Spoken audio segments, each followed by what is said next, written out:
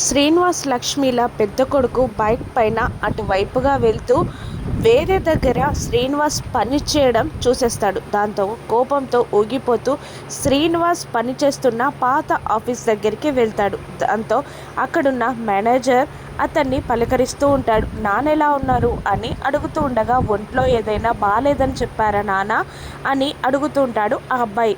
లేదు, చాలా రోజులైంది కదా చూడక అంటాడా మేనేజర్.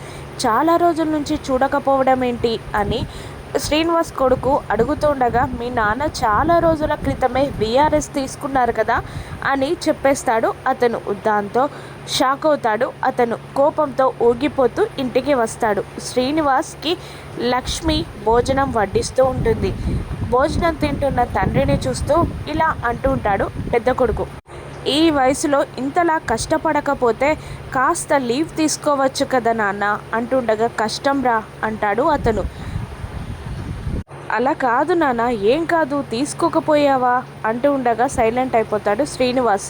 లీవ్ ఎక్కడ తీసుకుంటావు నాన్న అనేసరికి తన భార్య ఇలా అంటుంటుంది. అదేంటి, మామయ్య ఎక్కడ పనిచేస్తే అక్కడే తీసుకుంటాడు కదా అని పెద్ద కోడలు అడుగుతుండగా, ఎక్కడా పని చేయకపోతే అని పెద్ద కొడుకు నిజం బయట పెట్టేస్తాడు.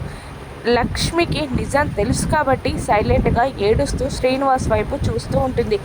ఏమంటున్నావు అన్నయ్య అని చిన్న కొడుకు అడిగేసరికి, ఈయన మనకి చాలా అన్యాయం చేశారా, చాలా రోజుల క్రితమే విఆర్ఎస్ తీసుకున్నాడంట, మీరు ఈ ఇంట్లో ఒక్క నిమిషం కూడా ఉండడానికి వీల్లేదు, ఇంత మోసం చేస్తారా అని అంటూ లక్ష్మి శ్రీనివాస్ పొదరిల్లుగా భావించిన ఇల్లు బొమ్మని, వాళ్ళ బట్టల్ని బయటికి విసిరేస్తాడు.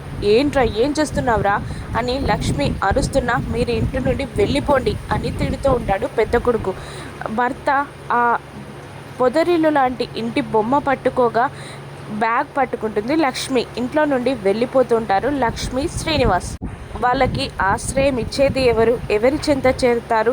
లక్ష్మి పుట్టింటికి వెళ్తుందా, జానుని చూస్తుందా అక్కడ లక్ష్మి శ్రీనివాసులు? రాను ఎపిసోడ్స్లో చూద్దాం. Thank you for watching.